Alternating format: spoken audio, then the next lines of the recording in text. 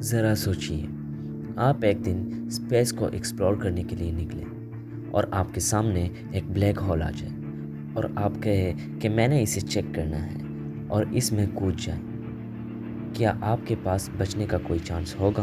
آپ واپس باہر کیسے نکلیں گے؟ کیا یہ دوسری کائنات تک پہنچنے کا شارٹ کٹ ہوگا؟ آخر کیا ہوگا اگر آپ بلیک ہول کے اندر چلے گئے؟ ایک بلیک ہول کی گریوٹی اتنی زیادہ ہوتی ہے کہ اگر روشنی بھی اس کے اندر جائے تو وہ بھی باہر نہیں نکل سکتی، تبھی تو اس کے اندر کچھ نظر ہی نہیں آتا۔ اگر آپ کبھی بلیک ہول میں گرے تو اتنی شدید گریوٹی کی وجہ سے یہ آپ کو اسٹریچ کرے گا، اور اگر آپ اسٹیلر بلیک ہول میں گر جائیں تو آپ ایونٹ ہورائزن پر پہنچنے سے پہلے ہی اتنے اسٹریچ ہو جائیں گے کہ 2 یا اس سے زیادہ حصوں میں کٹ جائیں گے۔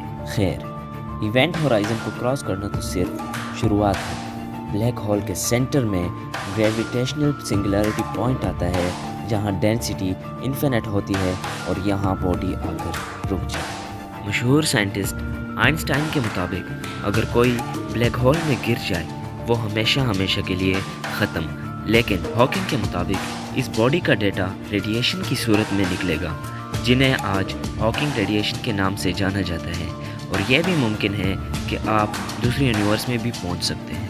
یہ سب باتیں صحیح بھی ہو سکتی ہیں اور غلط بھی، کیونکہ یہ سب صرف سائنٹیفک تھیوریز ہی ہیں۔ آج تک انسان بلیک ہول کے قریب بھی نہیں گیا۔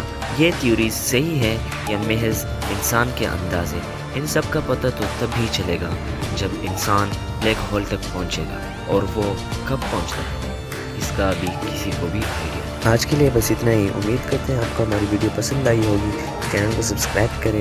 آپ سے ملتے ہیں کسی اور ویڈیو میں، تب تک کے لیے اللہ حافظ۔